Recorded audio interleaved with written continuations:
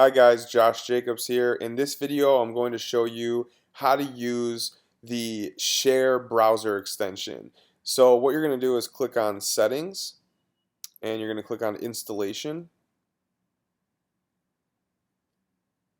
Now scroll down, and what you're going to do is very simple. Make sure that your browser bookmarks bar is showing. If you're in Chrome, all you have to do is click on Preferences, scroll down, and make sure Show Bookmarks bar is on. Now I'm just going to go back over here.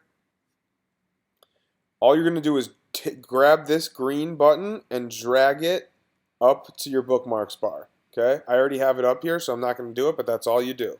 And then you're done.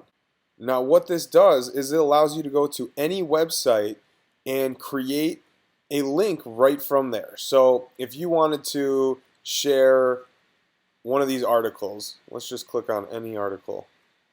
Okay. If you wanted to share this cryptocurrency article, man, there's a lot of ads on Forbes.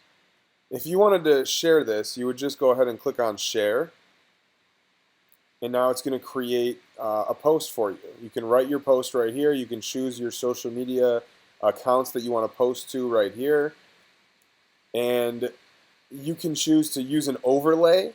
Now you're going to learn how to use these in your in the share video. But what this is it's actually a little call to action opt-in form. You can put a retargeting pixel on there, so you can build an audience from any article that you want to share.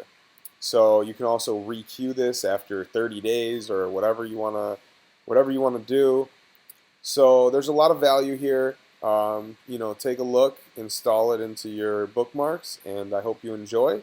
I'll see you in the next video.